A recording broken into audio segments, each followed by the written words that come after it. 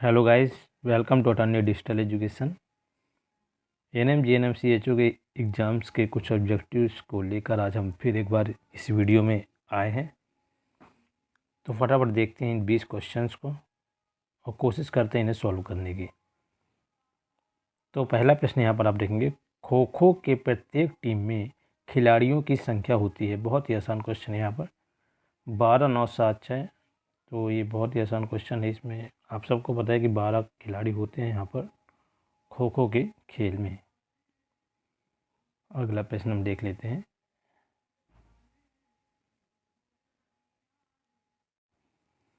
अगला प्रश्न है, भारतीय संविधान का कौन सा अनुच्छेद संघ की कार्यपालिका शक्ति से संबंधित है? भारतीय संविधान का कौन सा अनुच्छेद संघ की कार्यपालिका शक्ति से संबंधित है? 4 ऑप्शन, अनुच्छेद 40, अनुच्छेद 53, अनुच्छेद 43 या अनुच्छेद 54। तो आपका जो सही आंसर है वह होगा बी, अनुच्छेद 53। अनुच्छेद 53 आपका राइट आंसर होगा। अगला प्रश्न देखते हैं, आगा खान पैलेस भारत के किस राज्य में स्थित है? आगा खान पैलेस बताना है, तमिलनाडु, महाराष्ट्र, उत्तर प्रदेश या पंजाब। आगा खान पैलेस कहाँ पर है? तो आपका जो इसका सही आंसर होगा वह है बी, महाराष्ट्र में स्थित है आगा खान पैलेस। अगला प्रश्न देखते हैं, चौथा, विश्व तंबाकू निषेध दिवस प्रत्येक वर्ष खालिस्तान को मनाया जाता है। तो तंबाकू निषेध दिवस हमें बताना है, विश्व तंबाकू निषेध दिवस 31 मई, 30 जून, 30 जुलाई, 30 मई। सही आंसर आपका ए, 31 मई को मनाया जाता है विश्व तंबाकू निषेध दिवस। पांचवा प्रश्न, एएनएम जीएनएम सीएचओ एग्ज़ाम के लिए बहुत इंपॉर्टेंट क्वेश्चन है, इन्हें आप जरूर पढ़ें। तो बात कर रहे थे अगले प्रश्न की, पाँचवें की, निम्नलिखित में से कौन 2 ओलंपिक पदक जीतने वाली पहली भारतीय महिला बन गई हैं? निम्नलिखित में से कौन 2 ओलंपिक पदक जीतने वाली भारत की पहली महिला है? 4 ऑप्शन आपके, हिमा दास, पीवी सिंधु, साइना नेहवाल या मनिका बत्रा। सही आंसर होगा आपका बी, पीवी सिंधु। पीवी सिंधु आपका राइट आंसर होगा। इन्होंने ओलंपिक में 2 पदक जीते हैं। अगला प्रश्न, छठवां, निम्नलिखित में से किसे सबसे शक्तिशाली चोल शासक माना जाता है? सबसे शक्तिशाली चोल शासक हमें बताना है यहाँ पे, राजेंद्र वन, राजा राजवन और यहाँ पर दंती दुर्ग या विजयालय। ये 4 शासकों के नाम। तो जो सही से आंसर होगा आपका चोल शासक सबसे शक्तिशाली वह है राजा राज एक, राजा राज प्रथम भी कह देंगे इसे, राजा राज प्रथम को आपका राइट आंसर होगा। अगला प्रश्न, भारतीय संविधान का खालिस्तान संघ राज्य क्षेत्रों के प्रशासन से संबंधित है। अनुच्छेद 235, अनुच्छेद 239, अनुच्छेद 233, अनुच्छेद 234। भारतीय संविधान का खालिस्तान संघ राज्य क्षेत्रों के प्रशासन से संबंधित है। तो कौन सा अनुच्छेद है वो? तो वह है आपका 239, अनुच्छेद 239 भी आपका राइट आंसर होगा।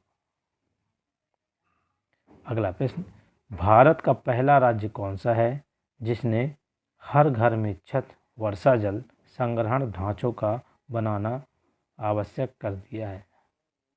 तो वह राज्य बताना है हमें जिसने हर घर में छत वर्षा जल संग्रहण ढांचों का बनाना आवश्यक कर दिया है। केरल, गुजरात, राजस्थान, तमिलनाडु। तो जो सही आंसर है आपका डी, तमिलनाडु। तमिलनाडु राज्य ने यह घोषणा की है। 9वां प्रश्न, हॉकी मैदान का आयाम क्या है? हॉकी का जो मैदान है उसका आयाम बताना है। 4 यहाँ पर आयाम दिए हुए हैं। तो इसमें जो सही आंसर है आपका हॉकी के मैदान का जो आयाम है वह होगा पहला वाला 91.4 इंटू 55 मीटर, ये होता है इसका साइज हॉकी के मैदान का। ये आपका पहला आंसर सही होगा।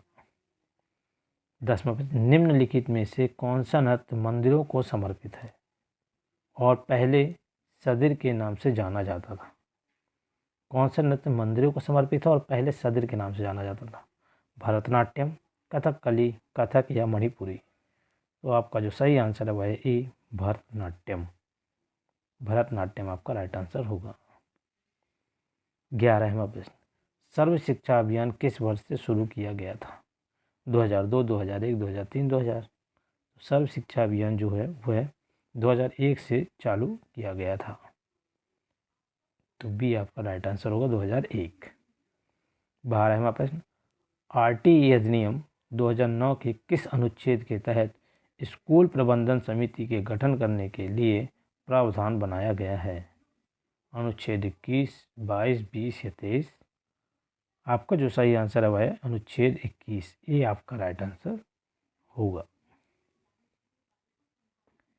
13वां प्रश्न देखेंगे, 2005 में किशोरावस्था शिक्षा कार्यक्रम AEP द्वारा शुरू किया गया था, तो बताना है किसके द्वारा शुरू किया गया था? 2005 में किशोरावस्था शिक्षा कार्यक्रम मानव संसाधन विकास मंत्रालय, बाल अधिकारों के संरक्षण के लिए राष्ट्रीय आयोग, राष्ट्रीय कंपनी कानून न्यायाधिकरण, महिला एवं बाल विकास मंत्रालय? तो जो आपका सही आंसर होगा वह होगा ए, मानव संसाधन विकास मंत्रालय। ये आपका राइट आंसर होगा। 14वां प्रश्न, अक्टूबर 1937 में वर्धा में आयोजित अखिल भारतीय राष्ट्रीय शिक्षा सम्मेलन में शिक्षा की योजना किसने रखी थी? गोपाल कृष्ण गोखले, जवाहरलाल नेहरू, सुभाष चंद्र बोस, महात्मा गांधी? अक्टूबर 1937 में वर्धा में आयोजित अखिल भारतीय राष्ट्रीय शिक्षा सम्मेलन में शिक्षा की योजना किसने रखी थी? 4 ऑप्शन आपको बताएं। सही आंसर आपका होगा महात्मा गांधी। महात्मा गांधी जी ने यह योजना रखी थी। अगला प्रश्न, भारतीय संविधान के राज्य की नीति के निर्देशक नीति के तहत निम्नलिखित में से कौन सा अनुच्छेद सीधे बच्चों से संबंधित नहीं है? अनुच्छेद 48, 47, 41 या 42? तो जो आपका सही आंसर है वह है अनुच्छेद 48। अनुच्छेद 48 आपका राइट आंसर हो जाएगा। अगला प्रश्न देखेंगे, उस उपकरण का नाम बताइए जो कंप्यूटर में निर्देशों को इंटरप्रेट और एग्जीक्यूट करता है। उस उपकरण का नाम बताना है, कंप्यूटर का क्वेश्चन है, जो कंप्यूटर में निर्देशों को इंटरप्रेट और एग्जीक्यूट करता है। CPU, ALU, CU या कैश? तो इसका जो सही आंसर होगा वह है CPU। CPU एक कंप्यूटर का पार्ट है।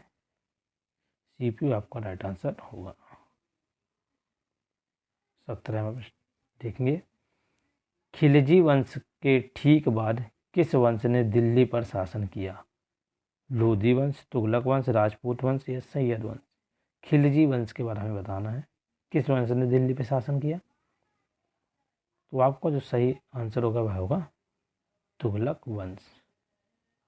तुगलक वंश सही आंसर होगा। अगला प्रश्न 18वां, खालिस्तान भारत में मैग्नीज अयस्क का सबसे बड़ा उत्पादक है। उड़ीसा, झारखंड, बिहार, राजस्थान? 4 राज्यों के नाम हमें बताना है। मैग्नीज अयस्क का सबसे बड़ा उत्पादक राज्य कौन सा है? आपका जो सही आंसर है वह है वो उड़ीसा। उड़ीसा राज्य में सबसे ज़्यादा मैग्नीज अयस्क का उत्पादक राज्य है। 20वां प्रश्न, RMSA का पूर्ण रूप क्या है?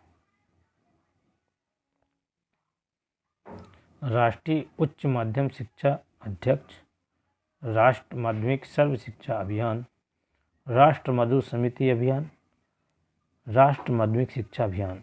आपका जो सही आंसर है वह है डी, राष्ट्रीय माध्यमिक शिक्षा अभियान।